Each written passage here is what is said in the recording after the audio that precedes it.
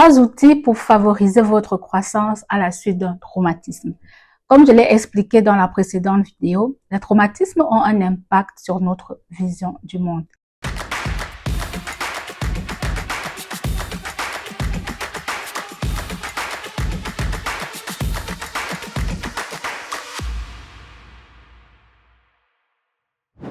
Bonjour à tous et bienvenue sur Mental Science, votre chaîne YouTube sur la santé mentale dans les communautés africaines. Quand nous vivons un traumatisme, nous sommes obligés de repenser à qui nous sommes, au type de personnes qui nous entourent, au monde dans lequel nous vivons et à l'avenir qui nous attend. Cela peut être extrêmement douloureux et extrêmement difficile. Toutefois, comme le montrent les études qui ont été faites sur le sujet, certains traumatismes peuvent aussi être à l'origine de ce qu'on appelle une croissance, donc des changements qui vont vous aider à développer votre résilience. Nous devons donc commencer par apprendre et comprendre cette réalité. Premier outil, l'éducation. C'est important de s'informer et de s'éduquer sur les traumatismes. Qu'est-ce que c'est qu'un traumatisme? Comment affecte-t-il mon cerveau, mon corps, mes émotions et quel impact ce traumatisme a-t-il eu sur ma relation avec les autres? Lisez des livres écrits par des scientifiques, des professionnels, suivez des podcasts, des chaînes YouTube ou toute autre ressource qui vous apporte suffisamment d'éléments et de connaissances qui vont vous aider à naviguer dans cette nouvelle réalité. Cela va vous aider à augmenter votre niveau de connaissance ainsi que votre niveau de conscience. Deuxième outil, la thérapie. Apprendre à gérer les émotions et la peine engendrée par un traumatisme peut être très difficile. La thérapie peut vous aider à faire face aux symptômes de stress post-traumatique, par exemple, à comprendre l'anxiété, à gérer les symptômes de dépression, ce qui est essentiel pour se rétablir après un événement de cette sorte-là.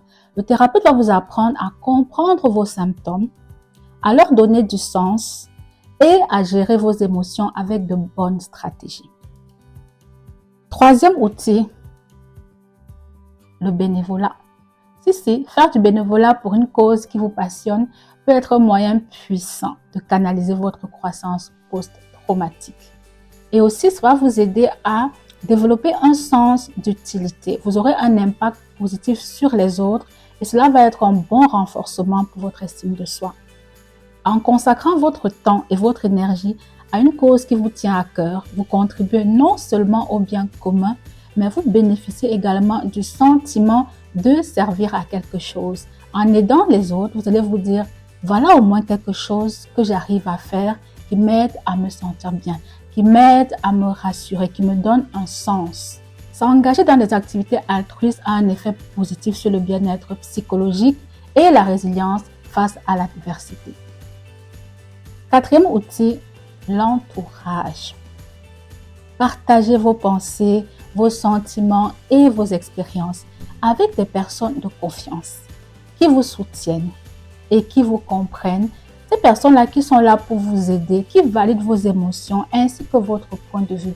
Parce que quand vous avez vécu un traumatisme, vous n'êtes pas prête à argumenter. Ce que vous voulez, c'est des gens qui vont vous écouter, vous comprendre. Et c'est important pour votre rétablissement. Je prends l'exemple ici d'une maman qui vient de perdre son nouveau-né.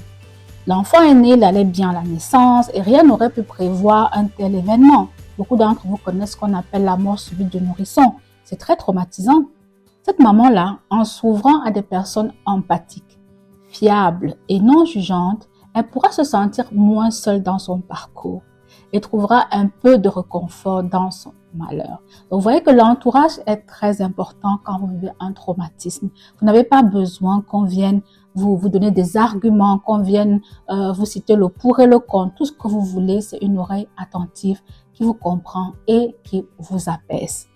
Pour terminer, je dirais que la croissance post-traumatique n'est pas un schéma de tout ou rien. Nous allons rencontrer des défis sur notre chemin.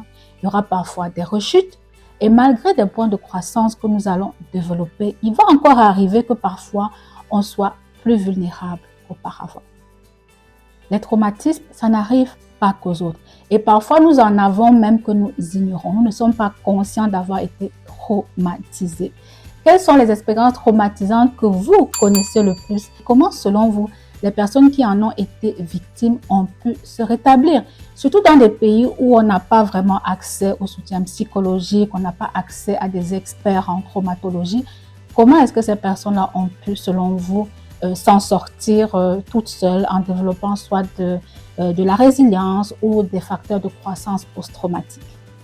Comme d'habitude, je vous lis dans les commentaires et je vous dis à bientôt pour une nouvelle vidéo.